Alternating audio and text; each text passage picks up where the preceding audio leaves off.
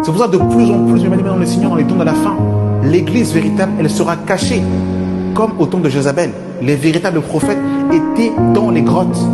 C'est pour ça ceux qui partiront à l'enlèvement de l'église, ce sera ceux qui seront dans les coulisses et qui seront en train de se préparer pour le grand retour du Maître.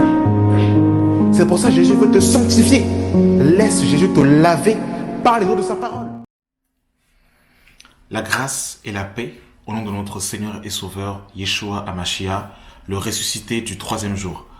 Voilà, donc aujourd'hui nous voulons parler, mes bien-aimés dans le Seigneur, de la doctrine de Balaam. Alors dans très peu de temps, nous allons rentrer dans une série d'enseignements et nous allons parler sur les 7 églises de l'Apocalypse. Et il y a deux doctrines que j'aimerais mettre en perspective pour que vous puissiez bien comprendre la doctrine de Balaam et la doctrine de Nicolaïte, parce que nous allons parler des 7 églises. C'est pour cette raison que j'ai voulu, dans un premier temps, mettre en avant la doctrine de Balaam, pour que vous puissiez bien comprendre lorsqu'on va parler des 7 églises, parce qu'on ne va pas forcément rentrer dans les profondeurs de la doctrine de Balaam. C'est pour cette raison que j'ai préféré faire cette vidéo pour pouvoir vous expliquer la doctrine de Balaam. Voilà. Donc, nous allons, mes bien-aimés dans le Seigneur, lire Apocalypse chapitre 2, le verset 12. Il est écrit à l'ange de l'église de Pergame. Voici ce que dit celui qui a l'épée aiguë à 2 tranchants. Je sais où tu demeures. Je sais où est le trône de Satan. Tu retiens mon nom et tu n'as pas renié ma foi. Mais même au jour d'Antipas, mon témoin fidèle, qui a été mis à mort chez vous, là où Satan a sa demeure. Mais j'ai quelque chose contre toi, c'est que tu as là des gens attachés à la doctrine de Balaam, qui enseignent à Balak à mettre une pierre d'achoppement devant les fils d'Israël. Alors, la doctrine de Balaam s'était malheureusement introduite dans l'église de Pergame, au point où le Seigneur dira « Je sais là où tu demeures, là où est le trône de Satan ». Et on va, dans un premier temps, expliquer la doctrine de Balaam et nous allons ensuite donner des exemples pratiques de ce qui se passe un peu dans nos assemblées. Alors, pour comprendre la doctrine de Balaam, il faut revenir aux enfants d'Israël, au temps des enfants d'Israël lorsqu'ils étaient dans le désert. C'est au moment justement où Moïse va libérer les enfants d'Israël, qui étaient captifs pendant plus de 400 ans en Égypte. Et là, justement, le Seigneur, par le biais de Moïse, va sortir les enfants d'Israël d'Égypte. Et quand ils étaient dans le désert, à ce moment-là, ils vont arriver devant Moab. Et le Seigneur va dire à Moïse de ne pas faire la guerre à Moab, parce que le Seigneur n'allait pas donner d'héritage aux enfants d'Israël à Moab. Et lorsque, justement, le roi de Madian va voir les enfants d'Israël, il va avoir peur et il va chercher, par toutes sortes de moyens, de quelle manière il aurait pu faire tomber les enfants d'Israël. Dans un premier temps, nous allons lire le livre de Deutéronome, chapitre 2. Voilà, Deutéronome, chapitre 2. Nous passâmes à distance de nos frères, les enfants d'Ésaü, qui habitent à Saïr, et à distance du chemin de la plaine d'Élan, et d'Eth-Jont, Guedber. Puis nous nous tournâmes et nous prîmes la direction du désert de Moab. L'Éternel me dit, n'attaque pas Moab, et ne t'engage pas dans un combat contre lui, car je ne te donnerai rien à posséder dans son pays. C'est aux enfants de Lot que j'ai donné Ar en priorité. Donc on voit, mes amis, ici que Yahweh va dire à Moïse de ne pas s'engager en guerre contre justement Moab, parce que les enfants d'Israël n'auraient pas d'héritage. Et regardez ce qui va se passer dans le livre de Nombres, chapitre 22. C'est vraiment la même histoire. Ça, c'est ce que Yahweh va dire à Moïse. Et regardez ce que le roi de Madian va se dire en son cœur. Nombre, chapitre 22, le verset 1. les enfants d'Israël partirent. Ils campèrent dans les plaines de Moab, au-delà du Jourdain vis-à-vis de Jéricho. Balak, fils de Stippor, vit tout ce qu'Israël avait fait aux Amoréens. Et Moab fut très effrayé en voyant un peuple aussi nombreux et fut saisi de terreur en face des enfants d'Israël. Donc ça c'est vraiment le contexte. J'ai vraiment voulu, ça c'est vraiment le début. Pourquoi Balak va aller voir Balaam pour que ce dernier puisse aller maudire les enfants d'Israël. Voilà le contexte. Le contexte c'est que Moïse et les enfants d'Israël vont arriver dans les plaines de Moab et quand justement Balak va voir les enfants d'Israël, il avait déjà entendu les prodiges que les enfants d'Israël avaient fait par l'intermédiaire de Yahweh.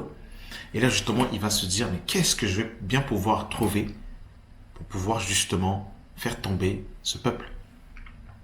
Et ce qui va se passer, c'est que Balak va aller chercher Balaam pour justement que Balaam puisse maudire les enfants d'Israël.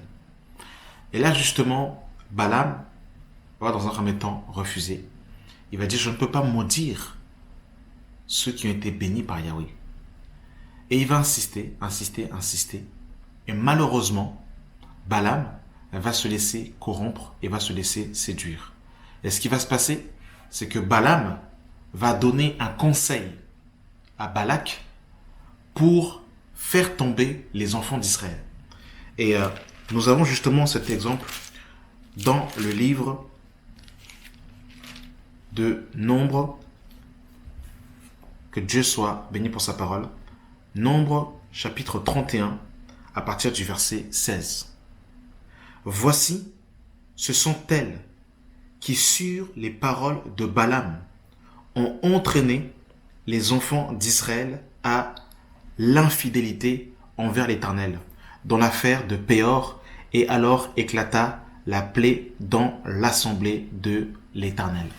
Donc ce qui va se passer, c'est que Balaam va donner un conseil à Balak.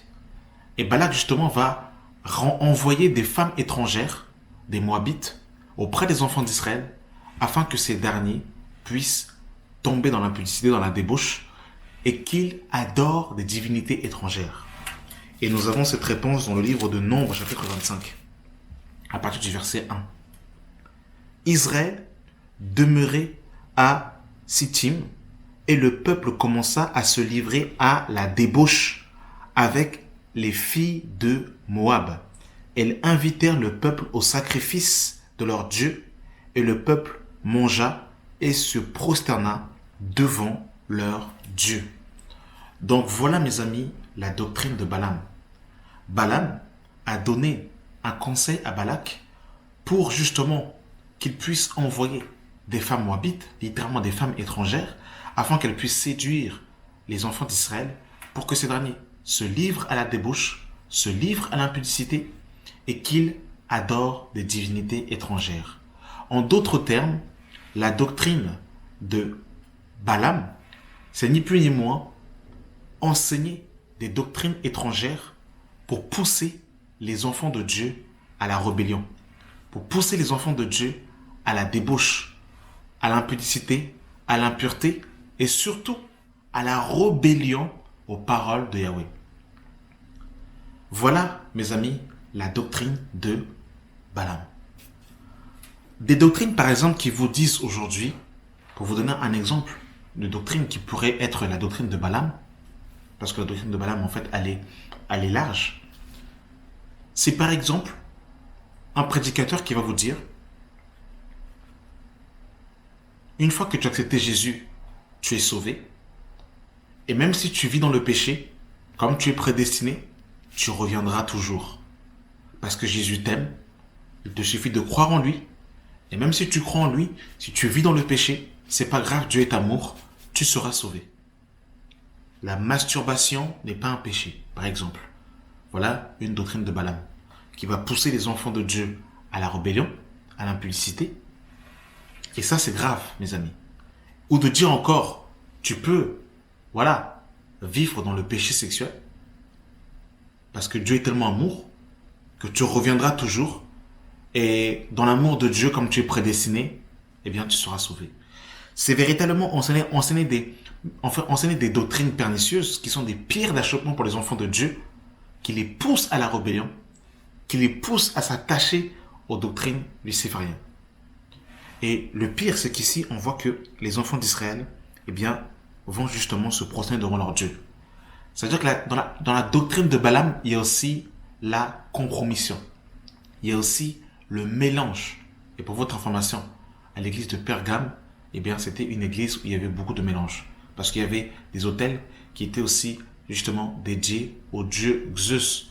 Et il faut savoir aussi que les Césars, étaient considérés aussi comme des dieux.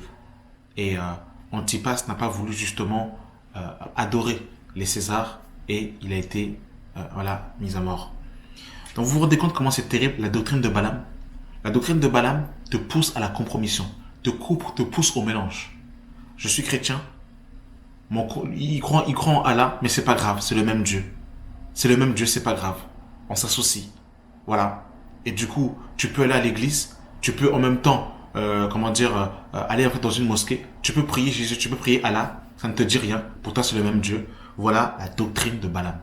C'est grave, mes amis, que Dieu véritablement nous vienne en aide. Dans la prochaine vidéo, nous parlerons de la voix de Balaam.